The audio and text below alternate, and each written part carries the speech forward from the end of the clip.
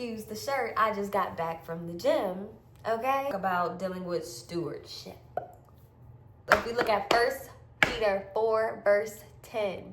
Each of you should use whatever gift you have received to serve others as faithful stewards of God's grace in its various forms.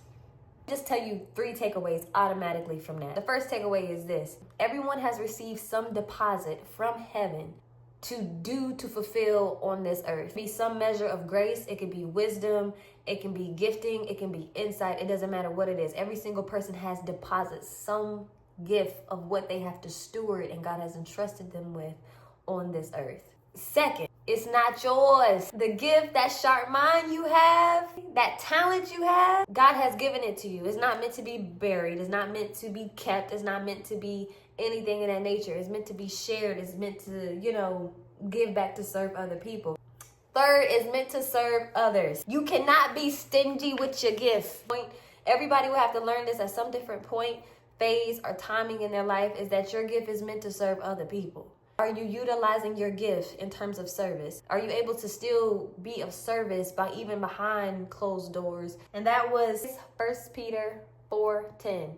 The second one I want to touch on is the treasure of clay. 2 Corinthians 4:7. We have this treasure in our jars of clay to show that this all surpassing power is from God and not from us. Listen, what is inside of the clay jar? Treasure, the Spirit of God that dwells within every single person. People, we're going to touch into the difference between godliness and the form of godliness in a different episode, though. So we're going to touch on that a little bit later. So stewardship begins with humility. You would never be enough on your own, and you weren't designed to be. Your weakness is a beautiful thing because it allows God to work in those areas. Second, of the treasure in the clay, the wisdom of stewardship. The vessel is temporary. The treasure is eternal. So do not over-identify that. Focus on the internal, the spirit, the fruits of the spirit that is working with you, what God is doing and whipping up all up in there.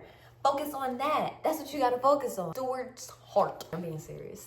2 Corinthians chapter 2, verse 7-8 says, now instead you ought to forgive and comfort him so that he will not be overwhelmed by excessive sorrow.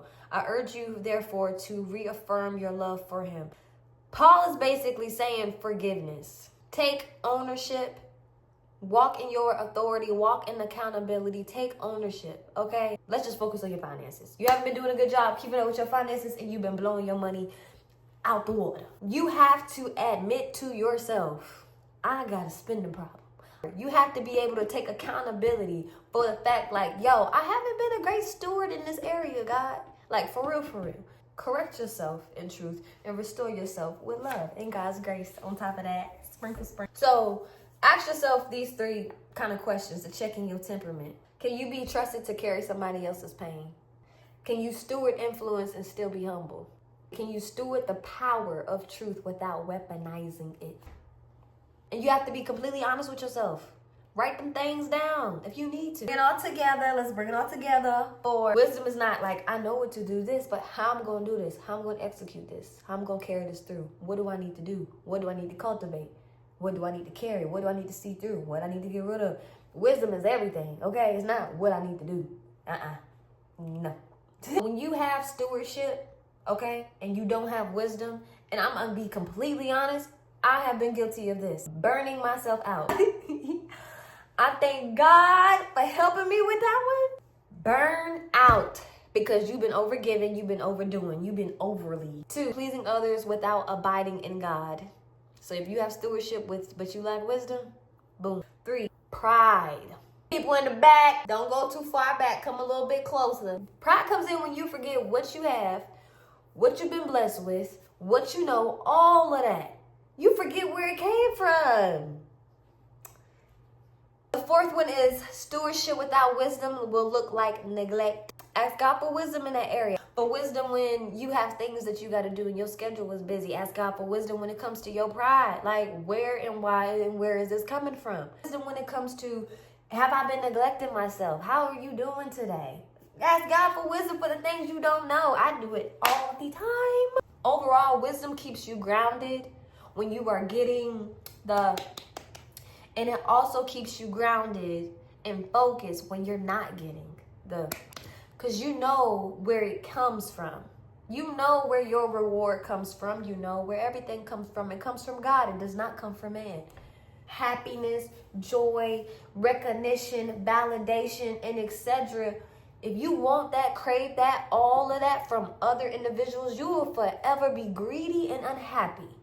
Because you have to seek that from God and ask God for wisdom in those areas. And if you don't know, just say, God, look, I don't know. What's going to happen? Nothing going to happen to you. Nothing's going to happen to you. You have been given something sacred. You are able to speak life into other people. If you are able to use your mind to recognize the patterns and the things that people do not see and bring it to their attention. You're not the source. You are the steward. You are entrusted. Ask God, like, hey, God, what areas in my life that I need to be a better steward? What areas in my life that I need to welcome you in that I need your help. Help me. Thank you so much. Until next time, Purposefully Jazzy.